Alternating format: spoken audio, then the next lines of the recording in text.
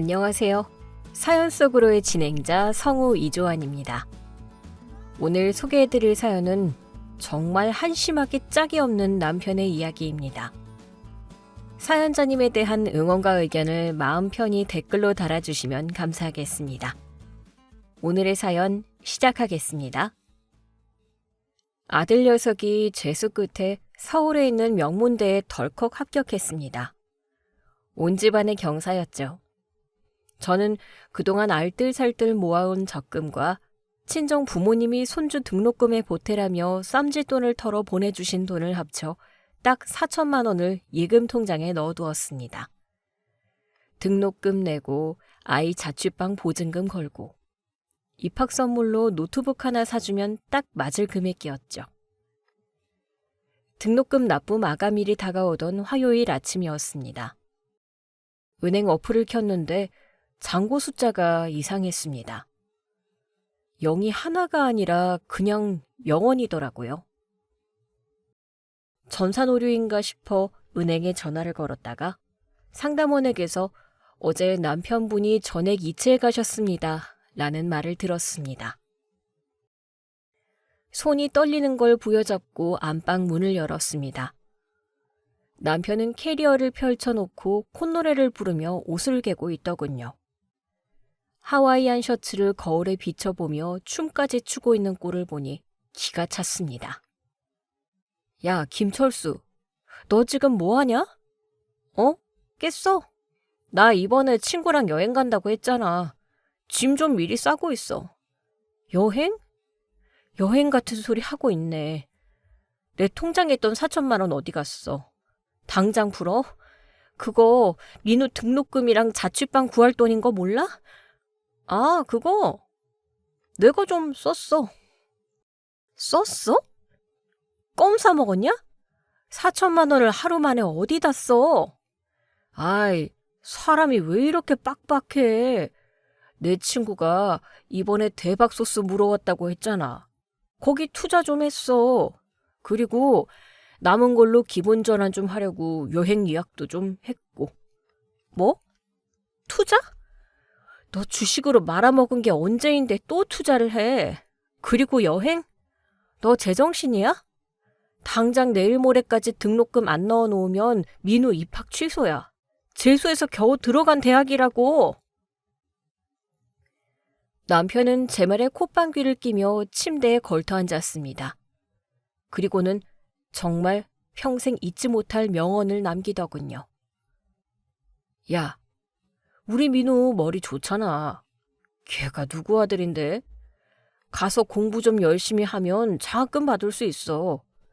요즘 대학들 장학금 잘 나온다더라. 애는 장학금 받으면 돼. 그 돈 굳는 건데 내가 미리 좀 당겨 쓴 게 뭐 그리 대수라고 아침부터 소리를 질러? 장학금? 야, 장학금이 무슨 마트 포인트인 줄 알아? 입학을 해야 장학금을 받든 말든 할 거 아니야. 당장 돈 다시 가져와. 여행이고 나발이고 취소해. 이미 다 결제했어. 환불 불가 상품이야. 그리고 나 그동안 회사 다니느라 힘들었어. 스트레스 받아서 죽을 것 같은데 내가 죽으면 네가 책임질 거야? 나 이번에 힐링 좀 하고 올 테니까 그런 줄 알아. 말이 통하지 않았습니다. 이 인간은 원래 자기 합리화의 달인이었지만 이번엔 도를 넘어도 한참 넘었습니다. 제가 당장이라도 머리끄덩이를 잡으려는 찰나 현관 초인종이 요란하게 울렸습니다. 타이밍도 참 기가 막히더군요. 시어머니와 시누이, 그리고 시동생 부부까지 온 시댁 식구들이 들이닥쳤습니다. 아들 대학 합격을 축하해준답시고 온 모양인데 빈손이었습니다. 아이고, 우리 장손 대학 붙었다며? 경사 났네, 경사 났어. 근데 며느리 너는 표정이 왜 그 모양이냐? 시애미가 왔는데 반기는 기색도 없고? 어머니, 오셨어요? 안 그래도 지금 막 어머니 아들 때문에 사단이 났네요. 철수 씨가 민우 등록금 4천만 원 들고 날라서 여행 간답니다. 이게 말이 됩니까? 저는 내심 시어머니가 남편 등짝이라도 째려주길 바랐습니다. 하지만 시어머니는 식탁에 앉아 과일을 깎아 먹으며 태연하게 말씀하시더군요. 오죽 답답했으면 그랬겠니. 요즘 가장들이 얼마나 어깨가 무거운데. 쇳덩이 같은 스트레스 좀 풀러가겠다는데 여자가 돼서 그걸 못 보내줘? 어머니, 지금 4만 원이 아니라 4천만 원이에요. 민우 대학 못 가면 어떡하냐고요. 언니는 참 융통성이 없어. 오빠가 가서 돈 다 쓰고 오겠어? 가서 좋은 기운 받아서 사업 구상도 하고 남은 돈은 불려오겠지. 그리고 민우 개 똑똑하니까 과외라도 시키면 학비는 지가 벌 수 있지 않나? 요즘 애들 다 알바해서 학교 다녀. 맞아요, 형수님. 형님이 이번에 가는 여행 그냥 여행 아니고 엄청 비싼 럭셔리 크루즈라면서요? 거기서 부자들 만나서 인맥 쌓아오면 그게 다 집안 재산 되는 겁니다. 크게 좀 보세요, 크게. 형님, 저도 사실 형님네 이번에 여유 좀 생기신 줄 알고 빈손으로 왔어요. 아주버님 능력 좋으시잖아요. 너무 그러지 마세요. 얼굴 주름 생겨요. 기가 막혀서 웃음만 나왔습니다. 이 집안 식구들은 단체로 뇌구조가 어떻게 된 건지. 아들 등록금을 횡령한 아빠를 능력 있는 사업가 취급하고 있었습니다. 남편은 가족들의 응원에 힘입어 어깨가 천장까지 솟아올랐습니다. 거봐, 역시 내 편은 우리 식구들밖에 없다니까? 당신 들었지? 엄마랑 동생들이 괜찮다잖아. 내가 가서 확실하게 한탕하고 올 테니까 잔소리 그만해. 그래, 철수야. 기왕 가는 거 옷도 좀 좋은 거 사입고 가라. 어디 가서 기죽지 말고. 아, 그리고 올 때 면세점에서 내 설화수 세트 알지? 오빠, 나는 지갑. 그 로고 딱 박힌 걸로 부탁해. 새언니가 돈 관리 너무 빡빡하게 해서 오빠 기죽는 꼴 내가 못 보겠다. 화가 머리끝까지 났지만 저는 그 순간 차가운 이성을 되찾았습니다. 여기서 소리를 지르고 울고불고 해봤자 저만 돈밖에 모르는 드센 며느리가 될 게 뻔했습니다. 그리고 무엇보다 남편의 행동이 단순히 철없는 일탈이 아니라는 찜찜한 기분이 들었습니다. 단순한 우정여행에 4천만 원을 태운다? 그것도 크루즈로? 수상했습니다. 저는 심호흡을 한번 크게 하고 표정을 싹 바꿨습니다. 최대한 상냥하고 멍청해 보일 정도로 순종적인 미소를 지었죠. 듣고 보니 어머니 말씀이 맞네요. 제가 너무 눈앞에 돈만 생각했나 봐요. 철수 씨가 그동안 고생한 게 얼만데 크루즈 한번 못 보내주겠어요? 알겠어요. 다녀와요.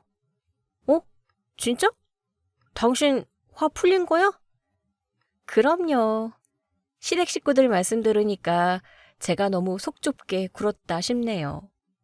여보, 대신 가서 진짜 인맥도 많이 쌓고 푹 쉬다 와. 민호 등록금은 뭐 어떻게든 되겠죠. 정 안 되면 휴학시키고 알바 보내죠 뭐. 아이고, 이제야 말이 통하네. 그래, 여자는 남자가 큰일 할 때 뒤에서 묵묵히 밀어주는 맛이 있어야지. 잘 생각했다. 가족들은 제가 꼬리를 내리자 신이 나서 떠들기 시작했습니다. 저는 그 틈을 타서 슬그머니 안방으로 들어가 남편의 태블릿 PC를 켰습니다. 남편은 핸드폰 잠금은 철저히 하면서 태블릿은 귀찮다고 연동만 해놓고 잠금도 안 해놓는 허술한 인간이었거든요. 카카오톡 대화 목록을 훑어내려갔습니다. 김 부장 낚시 동호회. 평범한 목록들 사이에 비즈니스 파트너라는 이름이 눈에 띄었습니다. 자기야, 나 비키니 샀어. 이번에 오빠가 쏜다는 크루즈 진짜 스위트룸 맞아? 그럼 내가 누군데. 마누라 몰래 적금 깼다. 4천 챙겼으니까 샴페인 샤워나 실컷 하자. 오빠 최고. 근데 그 집 아들 대학 갔다며? 등록금은 어쩌고? 알게 뭐야. 걔는 머리 좋으니까 장학금 받겠지. 아니면 지가 벌어서 다니든가. 나는 자기랑 노는 게 더 중요해. 손에 쥔 태블릿을 부숴버릴 뻔했습니다. 비즈니스 파트너의 프로필 사진을 눌러보니 20대 후반쯤 되어 보이는 젊은 여자가 호화로운 카페에서 찍은 사진이 떴습니다. 이름은 이유미. SNS 아이디가 적혀 있길래 바로 검색해 들어갔습니다. 세상에, 사진첩이 아주 화려하더군요. 명품 가방, 고급 호텔, 그리고 우리 오빠가 사준 선물이라며 올린 사진들. 그 오빠가 제 남편 돈으로 생색낸 거였다니 피가 거꾸로 솟았습니다. 하지만 제가 주목한 건 그 여자의 허세샷이 아니었습니다. SNS 게시물 중 3년 전 날짜로 올라온 가족사진 하나가 눈에 들어왔습니다. 사랑하는 우리 아빠 정년 퇴임식. 평생 교육자로 살아오신 우리 아빠 존경해요. 엄격하지만 따뜻한 우리 집 대장님. 사진 속 배경은 지방의 한 보수적인 분위기가 물씬 풍기는 단독주택이었고 아버지는 훈장까지 단 교장 선생님 출신. 어머니는 한복을 곱게 차려입은 다도 선생님 포스였습니다. 댓글들을 보니 유미야, 너희 집안은 진짜 뼈대 있는 가문이다. 부모님이 엄하셔서 통금 9시라며 같은 내용들이 줄을 이었습니다. 빙고. 답이 나왔습니다. 겉으로는 화려하게 놀고 다니지만 집안에는 철저하게 비밀로 하는 이중생활. 저는 조용히 태블릿을 덮고 거실로 나갔습니다. 남편과 시댁 식구들은 벌써 크루즈에서 뭘 먹을지 떠들며 침을 튀기고 있었습니다. 여보, 가기 전에 쇼핑 좀 해야지. 크루즈 가는데 옷이 그게 뭐야. 내가 백화점 가서 때깔 좋은 걸로 한 벌 뽑아줄게. 오, 진짜? 우리 마누라가 웬일이래? 아, 그리고 어머니, 철수 씨 공항 가는 날 다 같이 배웅 가요. 기왕 가는 거 기 살려줘야죠. 제가 리무진 밴 하나 빌릴게요. 편하게 가세요. 어머, 얘가 진짜 정신 차렸나 보다. 그래, 내 아들 출세길 열리는데 우리가 빠질 수 없지. 아가씨랑 동서도 꼭 오세요. 철수 씨가 면세점 들어가기 전에 용돈이라도 좀 쥐어줄지 누가 알아요? 진짜? 나 믿고 간다. 시간 비워둘게. 남편은 입이 귀에 걸려서 어쩔 줄을 몰라 했습니다. 저는 남편을 데리고 백화점에 가서 제일 비싼 리조트룩을 사입혔습니다. 카드를 긁으면서 손이 떨렸지만 이건 투자가 아니라 미끼라고 생각했습니다. 남편은 새 옷을 입고 거울을 보며 역시 내가 옷빨이 좀 봤지? 라며 의소대더군요. 여행 당일, 저는 약속대로 대형 밴을 렌트해 시댁 식구들을 모두 태웠습니다. 시어머니는 꽃단장을 하고 나오셨고 시누이와 동서는 벌써부터 뭘 사달라고 할지 리스트를 적고 있었습니다. 남편은 선글라스까지 끼고 연예인 놀이에 심취해 있었죠. 공항으로 가는 차 안에서 저는 남편 몰래 핸드폰을 꺼내 문자 하나를 보냈습니다. 수신이는 제가 며칠 밤을 새워 찾아낸 상간녀 이유미의 아버지였습니다. 안녕하세요. 이유미 씨가 근무하는 회사 인사팀장입니다. 이번에 유미 씨가 우수사원으로 선정되어 포상휴가로 해외 연수를 가게 되었습니다. 회장님께서 직접 주관하시는 큰 행사라 귀국날 공항에서 부모님을 모시고 환영식을 열고자 하니 참석해 주시면 감사하겠습니다. 물론 조작된 문자였습니다. 하지만 보수적인 부모님 입장에서 딸이 회사에서 인정받아 해외 연수를, 그것도 회장님 주관 행사로 간다는데 마다할 리가 없었죠. 답장은 5분도 안 되어 왔습니다. 감사합니다. 우리 유미가 그렇게 큰일을 해냈다니 가문의 영광입니다. 귀국 날짜와 시간을 알려주시면 꼭 나가겠습니다. 저는 회심의 미소를 지으며 운전석 백미러로 뒷좌석을 훔쳐봤습니다. 남편은 시동생과 낄낄거리며 야, 형이 이번에 갔다 와서 차 한 대 바꿔줄게 라고 허풍을 떨고 있었습니다. 그래, 실컷 즐거워해라. 그게 네 인생의 마지막 웃음이 될 테니까. 공항에 도착하자 남편은 짐을 내리며 폼을 잡았습니다. 자, 다들 배웅 나와줘서 고마워. 내가 가서 멋지게 한 건 하고 올 테니까 딱 기다려. 엄마, 선물 기대하고. 아이고, 내 새끼. 밥 잘 챙겨 먹고 배 타면 춥다더라. 따뜻하게 입고 다녀. 여보, 잘 다녀와. 그리고 핸드폰 절대 끄지 마. 나랑 연락 안 되면 걱정하니까. 알았어. 비즈니스 미팅 때문에 바쁠 수도 있으니까 연락 없어도 너무 보채지 말고. 간다. 남편은 뒤도 안 돌아보고 출국장으로 향했습니다. 저는 남편이 사라지자마자 화장실로 가서 숨을 골랐습니다. 그리고 미리 준비해둔 또 하나의 전화를 걸었습니다. 제 친정 오빠였습니다. 오빠, 계획대로 진행해. 입국 날짜는 일주일 뒤 오후 4시야. 아빠랑 엄마한테도 말씀드렸지? 응. 그 인간 뼈도 못 추리게 해줄 거야. 아니, 뼈는 남겨야지. 위자료 청구서에 도장은 찍어야 하니까. 일주일이라는 시간은 생각보다 더디게 흘렀습니다. 남편에게서는 연락 한 통 없었지만 저는 괜찮았습니다. 남편의 카드 사용 내용 문자가 실시간으로 제 핸드폰에 뜨고 있었거든요. 땡땡 크루즈 선상바 50만 원 결제, 이탈리안 레스토랑 35만 원 결제, 면세점 명품관 450만 원 결제.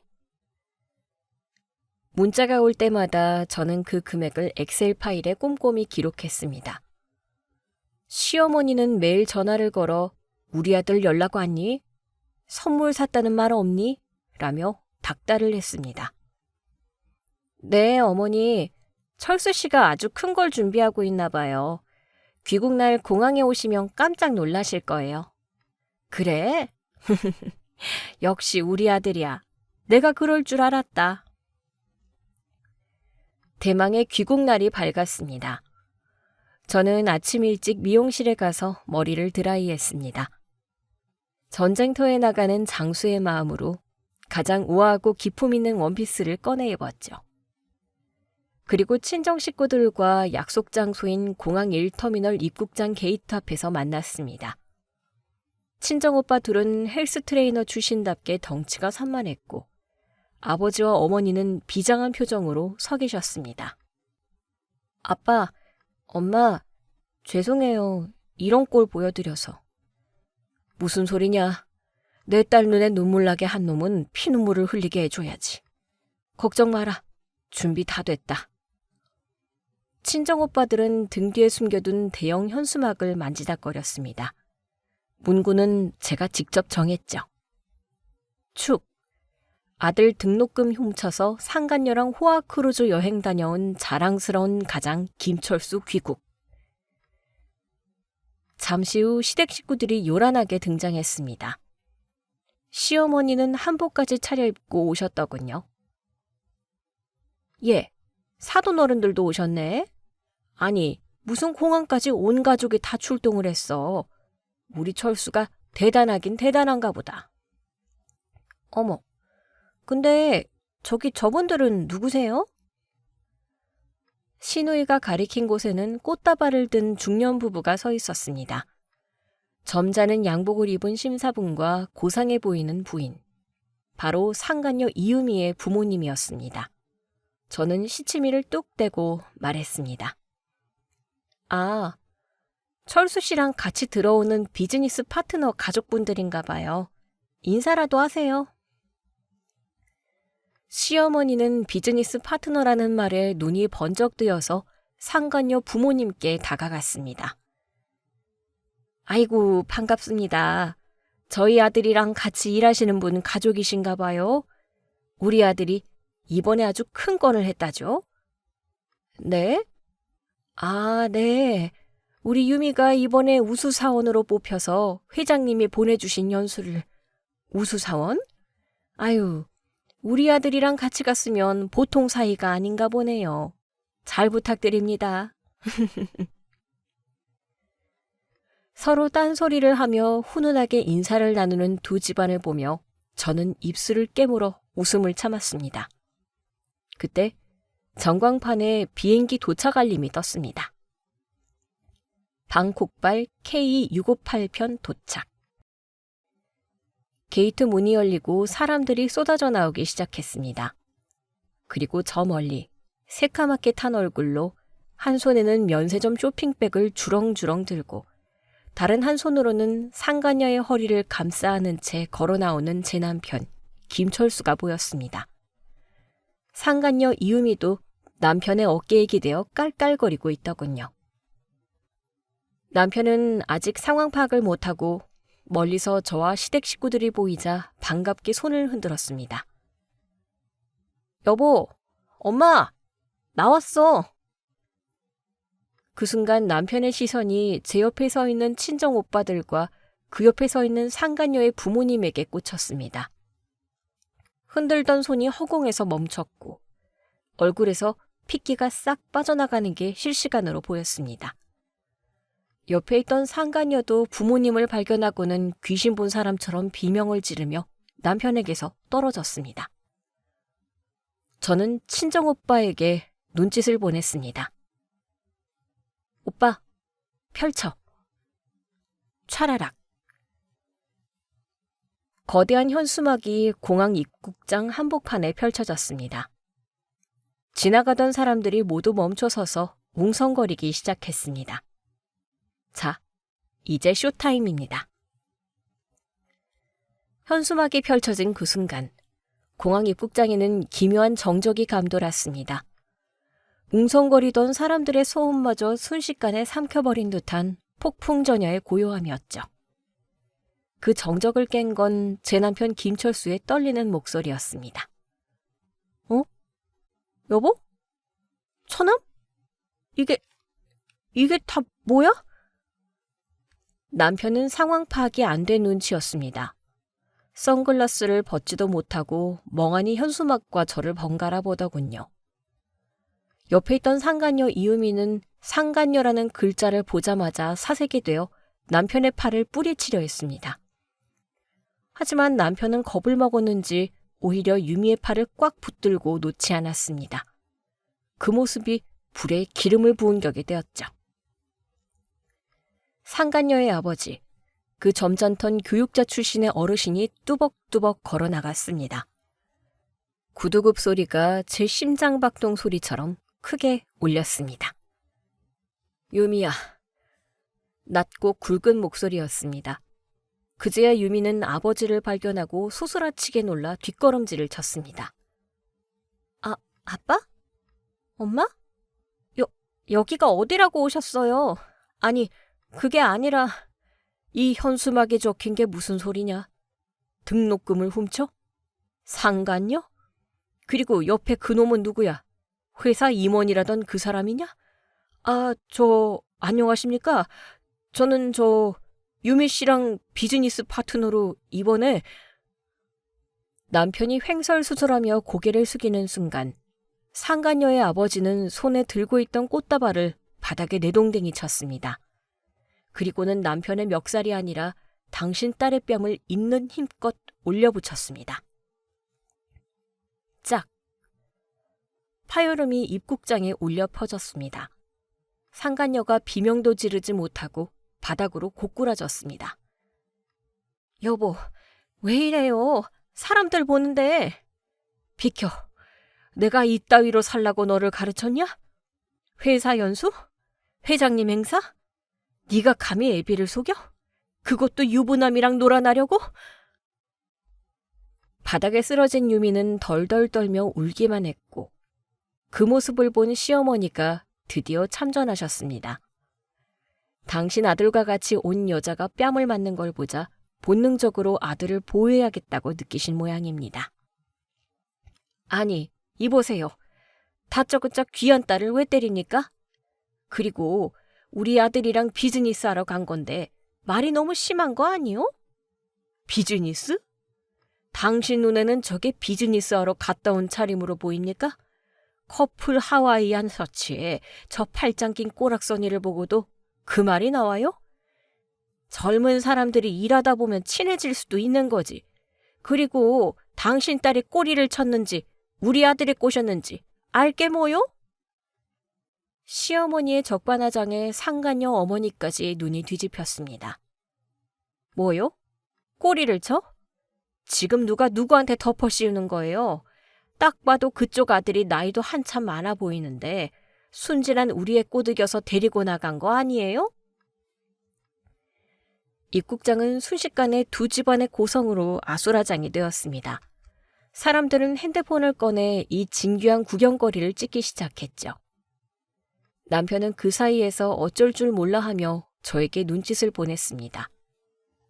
제발 좀 말려줘 라는 표정이었습니다. 뻔뻔하기가 이를 데 없더군요.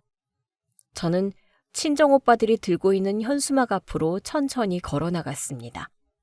그리고 핸드백에서 서류 봉투 하나를 꺼냈습니다. 자, 다들 조용히 좀 하세요. 목소리 큰 사람이 이기는 싸움 아닙니다.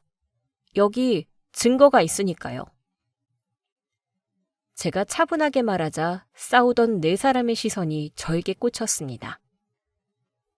아버님, 어머님, 이 남자가 제 남편 김철수입니다. 그리고 바닥에 계신 따님 이유미 씨, 제 남편이랑 3년 전부터 만나왔더군요. 여기 호텔 출입기록, 카드 내역서, 그리고 두 사람이 주고받은 문자 메시지까지 싹 다 뽑아왔습니다. 저는 서류 뭉치를 상간녀 아버지에게 건넸습니다. 떨리는 손으로 서류를 받아든 그는 첫 장을 넘기자마자 얼굴이 불그락불그락해졌습니다. 이번 여행 회사 연수 아니고요. 제 아들 대학 등록금 4천만 원 훔쳐서 간 불륜 커플 3주년 기념 크루즈 여행입니다. 보이시죠? 스위트룸 예약자 명단. 허니문 패키지로 예약하셨더라고요. 허니문? 네가 미쳤구나. 미쳤어. 아빠, 아니야. 오빠가, 아니, 저 사람이 다 예약한 거야. 나는 그냥 따라만 간 거야. 상간녀가 남편을 가리키며 소리를 질렀습니다. 남편은 억울하다는 듯 펄쩍 뛰었습니다. 야, 유미, 네가 가고 싶다고 노래를 불렀잖아. 크루즈 아니면 안 간다고. 오빠가 그것도 못 해주냐고 징징댄 게 누군데? 입 다물어. 훔친 돈으로 간 건 팩트잖아. 아이고, 내 팔자야. 남들한테는 연수 간다고 자랑 다 해놨는데 이게 무슨 망신이야. 이제 동네 얼굴 들고 어떻게 다니냐고. 그때였습니다. 공항 보안요원들이 호루라기를 불며 달려왔습니다.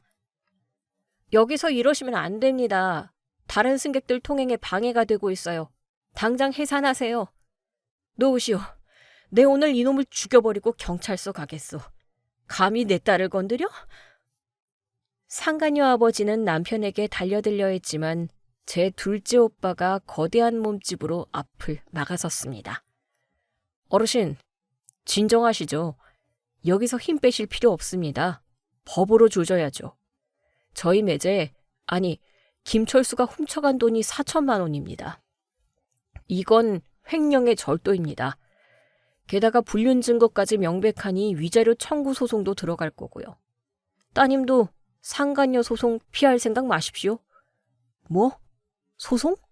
감히 누구한테 소송을 걸어? 돈이면 다 해결될 거 아니냐. 4천만 원? 내가 물어주면 될 거 아니야. 더럽다, 더러워.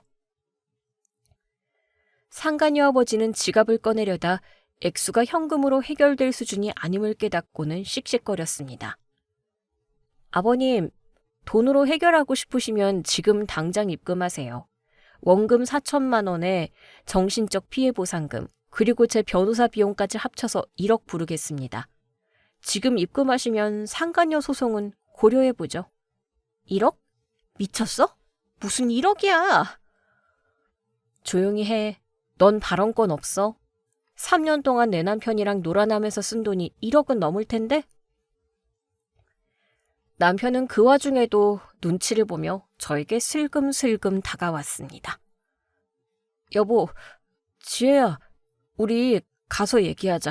어? 사람들이 보잖아. 내가 잘못했어. 돈은 내가 어떻게든 마련해 볼게. 그러니까 제발 이러지 말자. 응? 민호 봐서라도. 저는 남편의 말이 끝나기도 전에 들고 있던 커피를 남편 얼굴에 확 뿌려버렸습니다. 차갑게 식어버린 커피 국물이 남편의 하와이안 셔츠와 선글라스 위로 뚝뚝 떨어졌습니다. 민우? 네 입에서 민우 이름이 나와? 애는 장학금 받으면 돼 라고 했지? 그래, 네 말대로 민우는 장학금 받을 거야. 네가 이혼하면서 털리게 될 전 재산 그거 압류해서 내가 주는 장학금으로 학교 다닐 거라고. 야, 너 진짜 미쳤어?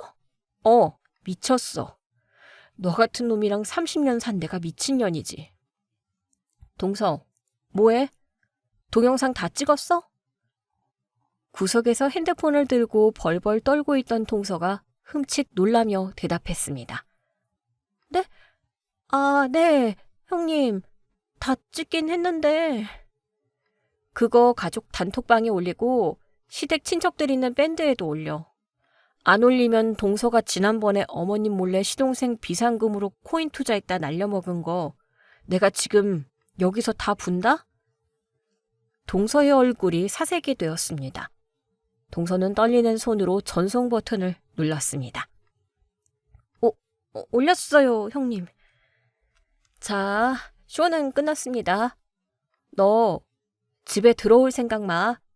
도어락 비밀번호 바꿨으니까. 짐은 퀵으로 보낼 테니까 모텔을 가든 사랑하는 유미 씨네 집으로 가든 알아서 해. 야, 너 진짜 이럴 거냐? 그래도 애 아빠인데 집에서 내쫓는 게 말이 돼? 어머니, 아들 간수 못한 죄는 어머니가 받으세요. 저 사람은 이제 제 남편 아닙니다. 그리고 크루즈에서 찍은 사진들 회사 홈페이지 게시판이랑 사내 익명 게시판에도 예약 걸어놨어. 아마 지금쯤 전 직원이 다 봤을걸? 횡령범의 호화휴가라는 제목으로 올렸거든. 출근하면 아주 볼만하겠다. 수고해. 야, 강지혜, 너 거기 안 서? 남편이 저를 잡으려고 달려들었지만 친정 오빠들과 아버지가 거대한 벽처럼 남편 앞을 가로막았습니다. 어딜 감히 내 딸한테 손을 대? 사지가 멀쩡할 때 꺼져라. 남편은 오빠들의 위세에 눌려 옴짝달싹 못하고 자리에 주저앉았습니다. 뒤에서는 상간녀 아버지가 너 같은 놈은 내 사위 될 자격도 없다며 소리치고 시어머니는 아이고 내 팔자야 라며 바닥을 치고 통곡했습니다. 공항에서의 그 화려한 쇼가 끝나고 집으로 돌아왔을 때 가장 먼저 한 일은 현관 도어락 비밀번호를 바꾸는 것이었습니다. 0000이나 1234 같은 뻔한 번호가 아니라 절대 그 인간이 유추할 수 없는 아주 복잡한 번호로 말이죠. 그리고 관리실에 인터폰을 걸었습니다. 경비 아저씨, 저희 집 1204호인데요. 혹시 제 남편 김철수 씨나 시댁 식구들이 와서 문 열어달라고 난동 부리면 바로 경찰 불러주세요. 가정폭력 신고로 접수해놨거든요. 네네. 안 그래도 아까 방송에서 시끄러워서 다들 쳐다보고 그랬는데 알겠습니다. 집안은 고요했습니다. 민호는 친구네 집에서 자고 오라고 보냈으니 이 넓은 집은 오롯이 저만의 요새였습니다. 저는 식탁에 앉아 남편의 카드 사용 내역과 통장 사본, 그리고 공항에서 확보한 상간녀의 자필 각서. 물론 강제로 쓰게 하진 않았지만 상황 증거로 충분한 녹취록이었죠. 를 정리했습니다. 저녁 8시가 넘어가자 예상대로 초인종이 울렸습니다. 띵동, 띵동, 띵동. 쾅쾅쾅. 야, 광지혜, 문 열어. 문 안 열어? 내가 가장인데 집에도 못 들어가? 문 밖에서 들려오는 남편의 목소리는 술에 젖어 축축하고 비굴했습니다. 저는 인터폰 화면을 켰습니다. 남편 옆에는 놀랍게도 시어머니가 서 계시더군요. 공항에서 그렇게 아들을 때리더니 그래도 아들이라고 밥은 먹여 데려온 모양이었습니다. 누구세요? 잡상인 사절입니다. 잡상인? 야, 나야 네 남편. 비밀번호 왜 바꿨어? 빨리 문 열어. 나 짐 챙겨야 한다고. 예, 지혜야. 나다. 아무리 화가 나도 그렇지 남편을 문전박대하면 쓰니? 일단 문 열고 대화로 풀자. 응? 내가 철수한테 단단히 일렀다. 다시는 안 그런다고 싹싹 빌라고 데려왔어. 어머니, 대화는 법원에서 변호사 통해하세요. 그리고 철수 씨 짐은 제가 내일 퀵으로 시댁으로 보낼 거니까 걱정 마시고요. 지금 안 가시면 경찰 부릅니다. 경찰? 부르라고. 내가 내 집 들어가겠다는데 경찰이 뭐 어쩔 거야? 야, 너 내가 4천만 원 썼다고 유세 떠나 본데 나 이번에 투자한 거 대박 나면 그까짓 돈 껌값이야. 빨리 문 열어. 남편이 도어락을 부술 기세로 발로 차기 시작했습니다. 저는 기다렸다는 듯 112를 눌렀습니다. 5분도 안 되어 경찰관 2명이 도착했죠. 신고받고 왔습니다. 무슨 일입니까? 아, 경관님, 잘 오셨습니다. 이 여자가 남편을 못 들어오게 문을 잠갔어요. 이게 말이 됩니까? 제가 이 집 가장인데? 경찰관님, 저 남자랑 이혼 소송 중이고요. 가정폭력 위협이 있어서 접근금지 신청 준비 중입니다. 지금 문 부수려고 하는 거 다 녹화됐거든요. 저랑 제 아들 보호해 주세요. 그리고 저 옆에 계신 노인분도 같이 난동 부리시네요. 경찰은 남편의 술 냄새와 흥분한 상태를 보고는 즉시 남편을 제지했습니다. 선생님, 일단 진정하시고 물러나세요. 부인이 신변 보호 요청을 하셨고 지금 상태가 많이 흥분되셨네요. 계속 이러시면 주거침입 및 협박으로 현행범 체포될 수 있습니다. 아니, 부부싸움 좀 한 거 가지고 무슨 체포야. 경찰 양반, 남의 가정사에 너무 끼어드는 거 아니요? 할머니, 소란 피우시면 같이 서 가셔야 합니다. 돌아가세요. 결국 남편과 시어머니는 경찰의 손에 이끌려 쫓겨났습니다.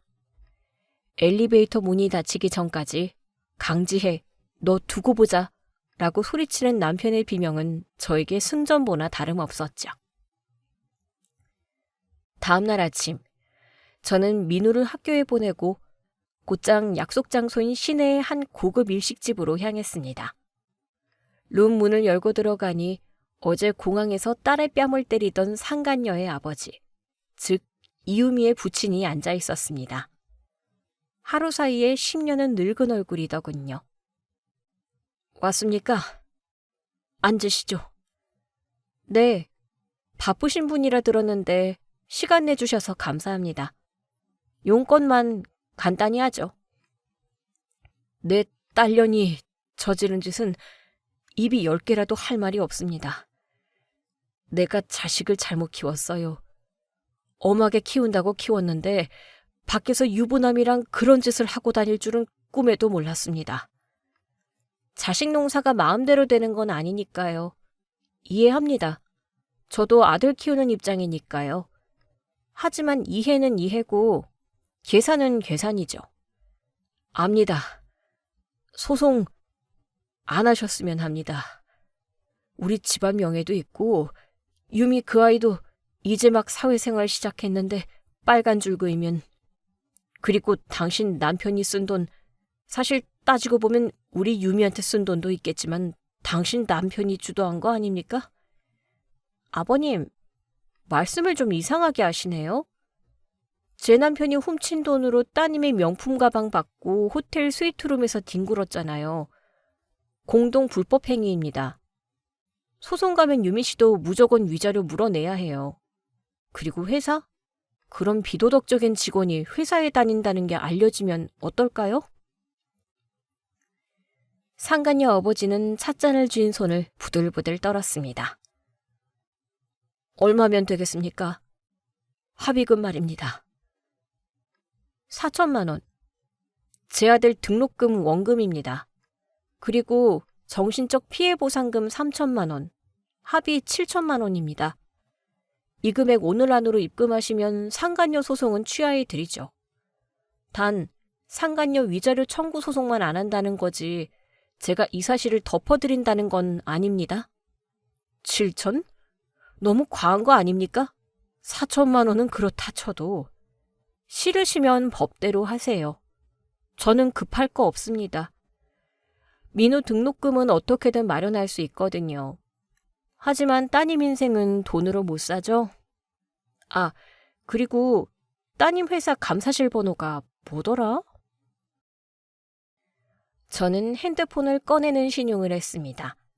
상간녀 아버지는 다급하게 손을 저었습니다. 알겠어.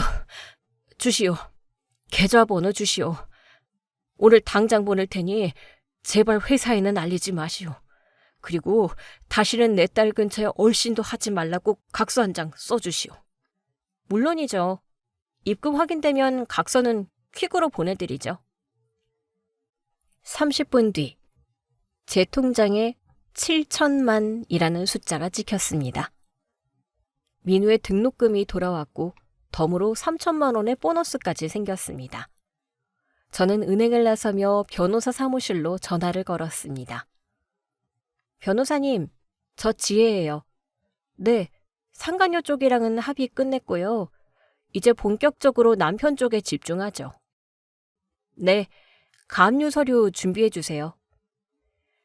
남편 명의로 된 전세 보증금이랑 자동차 그리고 퇴직금까지 싹 다 묶어주세요.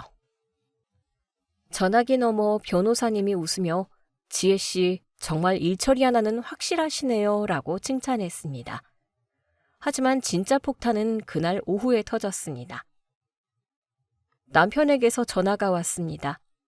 받지 않으려다 혹시나 싶어 녹음 버튼을 누르고 받았습니다. 여보, 지혜야, 나 좀 살려줘. 왜 또 질질 짜고 그래? 술 마셨어? 끊는다? 아니야, 끊지 마. 제발, 나 진짜 큰일 났어. 그 돈 4천만 원, 그거 다 날렸어. 알아, 크루즈 여행 가서 다 썼다며. 그래서 내가 상간녀 아빠한테 받아냈어. 그러니까 넌 이제 빚쟁이 신세나 면하게. 아니야, 그게 아니야. 4천만 원만 쓴 게 아니라고. 뭐? 그게 무슨 소리야? 남편의 목소리는 공포에 질려 있었습니다. 실은 내가 유미 말을 믿고 투자를 좀 했어. 유미가 아는 오빠 중에 코인 대박난 사람이 있대서 그 사람이 찍어준 종목에 넣으면 일주일 만에 세배로 불려준다고 해서. 그래서 등록금 4천만 원은 그냥 미끼였고 내가 대출을 좀 받았어. 대출? 당신 신용으로 대출이 나와? 기껏해야 몇백일 텐데 뭘 울고불고 그래. 그게 아니라 사채를 썼어.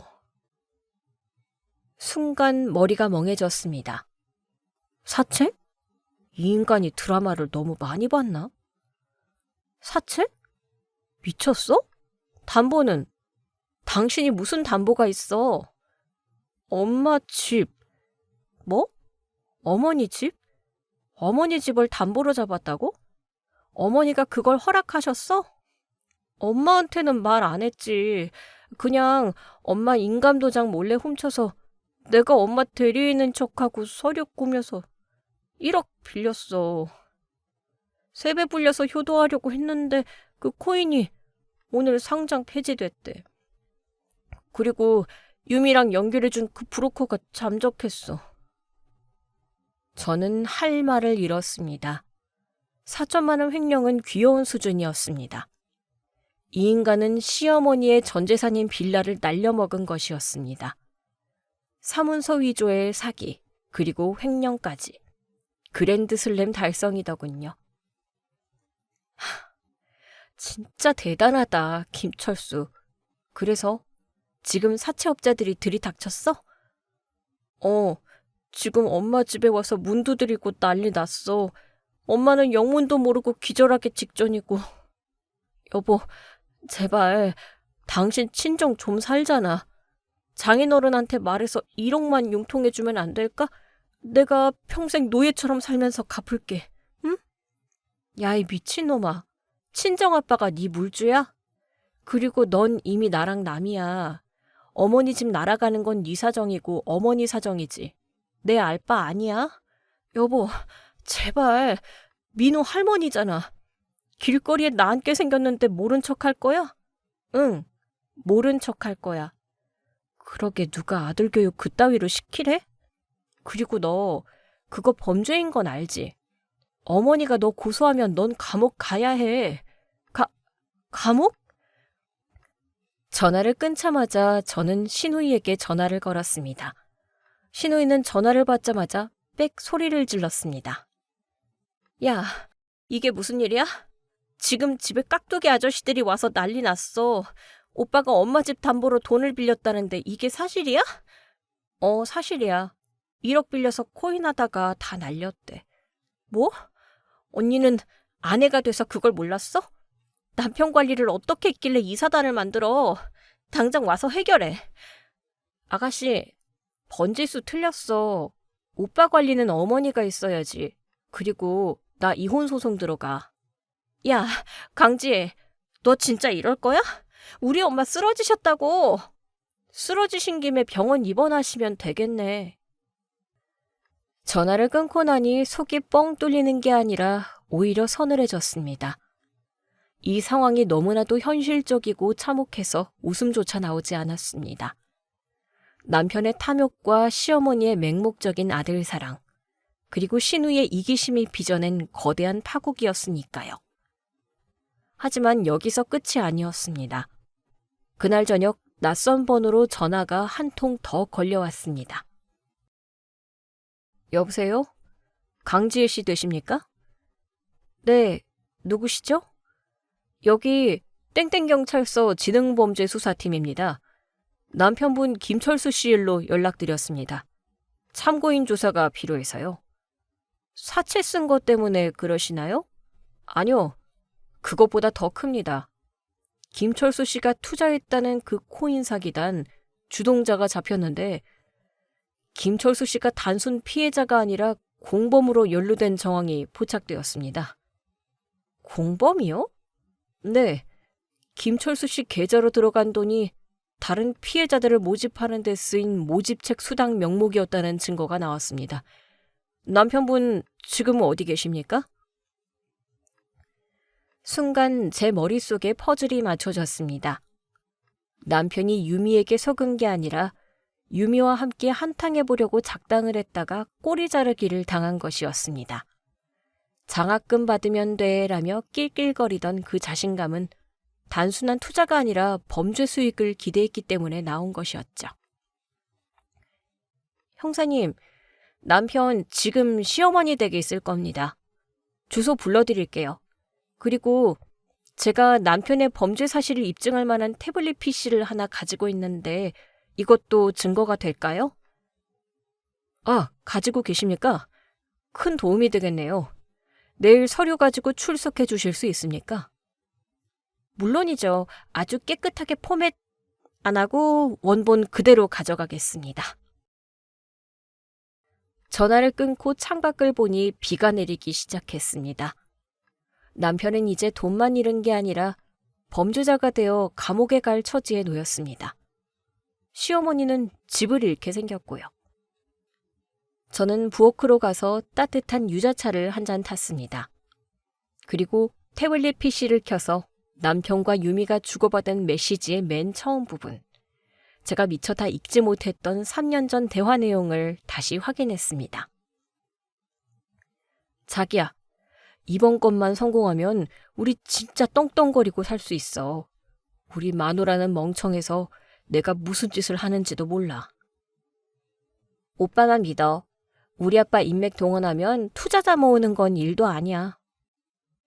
멍청해서 모른다고? 천만에. 나는 다 알고 있었고 단지 지켜보고 있었을 뿐이야. 네가 스스로 판 무덤에 얼마나 깊이 빠지는지 말이지. 다음 날 아침, 저는 가장 단정한 정장을 입고 법원이 아닌 경찰서로 향했습니다. 제 손에는 남편을 지옥으로 보낼 태블릿 PC와 저를 자유롭게 해줄 이혼소장이 들려 있었습니다. 경찰서 로비에 들어서는데 저 멀리서 수갑을 찬 채 형사들에게 끌려오는 남편의 모습이 보였습니다. 헝클어진 머리, 초췌한 얼굴. 어제까지만 해도 공항에서 명품을 휘두르던 그 남자가 맞나 싶을 정도로 비참한 꼴이었습니다. 남편이 저를 발견하고 눈을 크게 떴습니다. 지혜야, 여보, 나 좀 살려줘. 나 진짜 모르고 한 거야. 유미가 시키는 대로만 했다고. 변호사 좀 선임해줘. 저는 남편 앞을 지나치며 아주 작게 하지만 또렷하게 말했습니다. 철수 씨, 변호사는 국선 써. 나는 내 변호사 비용 대기도 바빠. 그리고 민우 장학금은 걱정 마. 국가장학금 신청 기간이더라. 넌 국가에서 주는 콩밥 먹고 민우는 국가에서 주는 장학금 받고. 공평하네. 그치? 남편은 형사들에게 끌려가면서도 계속 제 이름을 불렀지만 저는 뒤도 돌아보지 않았습니다. 조사실로 들어가는 제 발걸음은 그 어느 때보다 당당했습니다. 그런데 조사실 문을 열고 들어간 순간 저는 또 한 번 놀라운 광경을 목격했습니다. 그곳에는 남편만 조사를 받는 게 아니었습니다. 참고인 신분으로 와 있는 또 한 사람, 바로 상간녀 이유미가 앉아 있었으니까요. 언니, 아니 지혜씨, 나도 피해자예요. 그 브로커가 나까지 속인 거라고요. 피해자? 공범이 아니고? 그건 판사님 앞에서 얘기하시고. 형사님, 여기 증거 제출하겠습니다. 저는 태블릿 PC를 형사 책상 위에 올려놓았습니다. 상간녀의 얼굴이 백지장처럼 하얗게 질렸습니다. 그 태블릿 안에는 유미가 브로커와 나누는 대화, 남편을 조종한 내역이 고스란히 들어있었으니까요. 이거 결정적인데요. 김철수 씨랑 이유미 씨가 공모해서 투자자들 돈을 빼돌린 정황이 다 들어있네요. 이유미 씨, 당신도 단순 피해자가 아닌 것 같은데? 아니에요. 그거 조작된 거예요. 조작은 당신 인생이 조작이고. 경찰서를 나오는데 신우이에게서 문자가 왔습니다. 언니, 엄마가 사라지셨어. 집에 안 계셔. 전화도 안 받고. 혹시 언니한테 연락 갔어? 시어머니가 사라졌다? 빚쟁이들을 피해 도망치신 걸까? 아니면 충격으로 쓰러지신 걸까? 그 순간 제 머릿속을 스치는 불길한 예감이 있었습니다. 시어머니가 평소에 입버릇처럼 하던 말이 떠올랐거든요. 내 죽으면 죽었지. 이 집만큼은 절대 못 뺏긴다. 이게 내 목숨줄이야. 저는 떨리는 손으로 핸드폰 위치 추적 앱을 켰습니다. 남편 핸드폰과 연동된 가족 위치 공유 서비스에 시어머니의 마지막 위치가 찍혀 있었습니다. 그곳은 시댁도 병원도 아닌 한강 다리 위였습니다. 한강다리 난간에 신발을 벗어놓고 울고 있는 시어머니를 상상하며 엑셀을 밟았습니다. 아무리 미운 시어머니라도 객사하게 둘 수는 없으니까요. 그런데 현장에 도착해보니 제 예상과는 전혀 다른 풍경이 펼쳐져 있었습니다. 시어머니는 다리 위가 아니라 다리 밑 한강공원 편의점 파라솔 의자에 앉아 컵라면을 드시고 계셨습니다. 국물까지 싹 비우시더군요. 어머니, 여기서 뭐 하세요? 실종 신고된 거 아세요? 어머, 지혜야. 네가 어떻게 알고 왔니?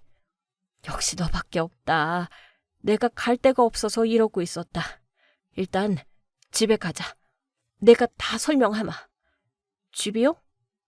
어머니 집은 경매 넘어갈 거고 제 집은 비밀번호 바뀌었잖아요. 타세요. 모셔다 드릴 때가 있어요.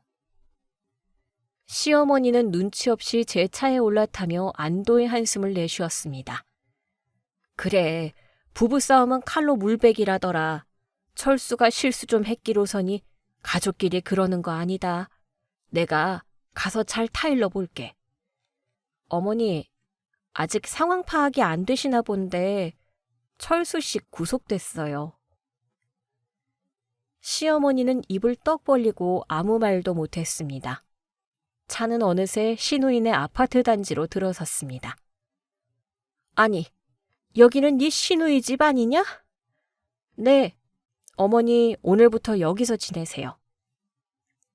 저는 트렁크에서 시어머니의 짐가방 2개를 꺼내 시누이 집 현관 앞에 던져놓고 초인종을 눌렀습니다.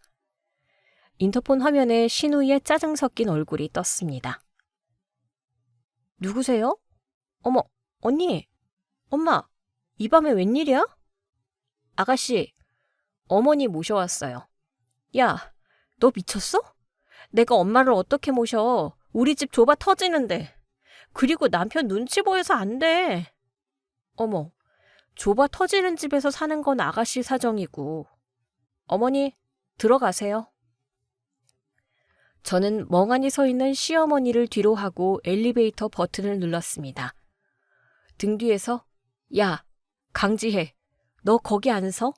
라는 시누이의 비명과 문 열어라, 나 갈 데 없다 라는 시어머니의 고함이 이중주로 울려 퍼졌습니다. 일주일 뒤 저는 구치소 면회실에 앉아 있었습니다.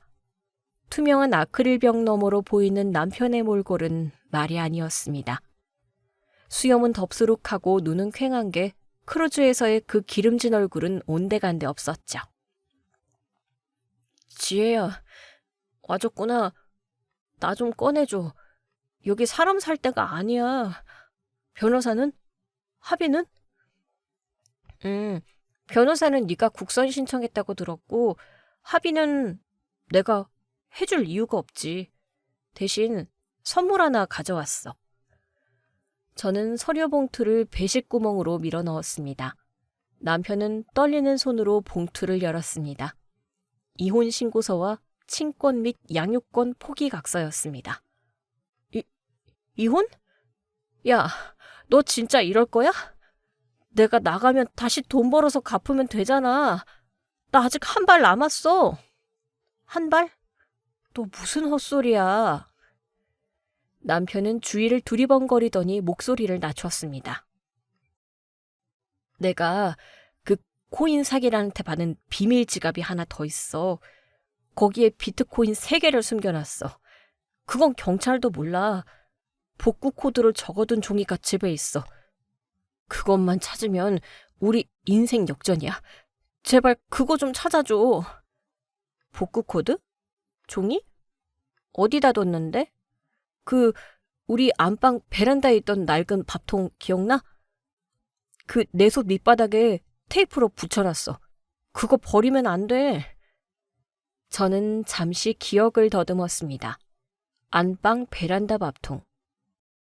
아, 그 10년 된 고물 전기밥통 말하는 거군요. 아, 그 밥통? 기억나지. 그거 있지? 철수 씨, 기억 안 나? 나 비밀번호 바꾸고 그날 바로 집 대청소했잖아. 그때 싹 다 갖다 버렸는데? 남편의 표정이 정지 화면처럼 굳었습니다. 버렸다고?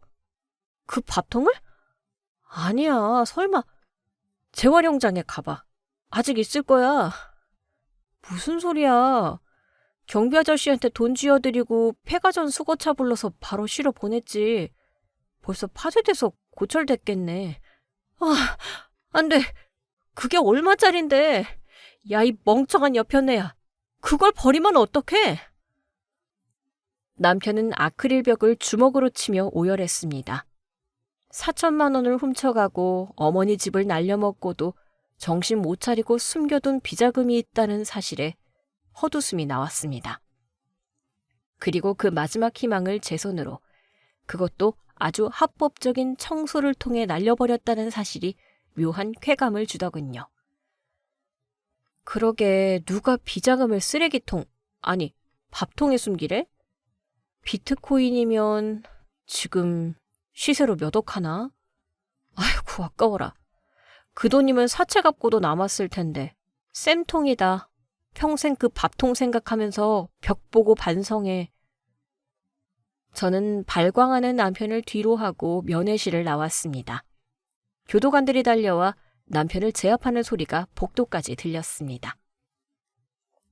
법원을 나서는 길, 낯익은 얼굴을 마주쳤습니다. 상간녀 이음이었습니다. 화장기 없는 얼굴에 헐렁한 추리닝 차림. 회사에서도 잘리고 집에서도 쫓겨난 모양이었습니다. 저를 보더니 도끼 어린 눈으로 쏘아붙이더군요. 만족해요? 나 이렇게 된 거 보니까 좋아요? 어머, 유미씨, 얼굴 좋아 보이네? 백수가 체질인가 봐.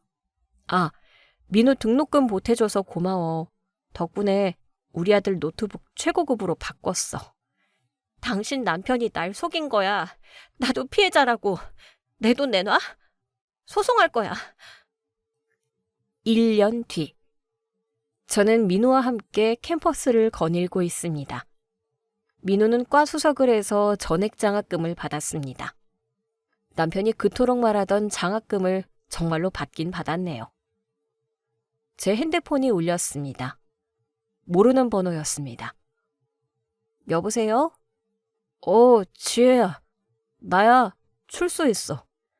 그래서? 나 갈 데가 없어. 엄마도 누나 집에서 쫓겨나서 요양병원 가셨다더라. 나 버스비가 없어서 그러는데 10,000원만 보내주면 안 될까? 내가 나중에 꼭 갚을게. 10,000원? 철수씨, 아직도 상황 파악이 안 되네.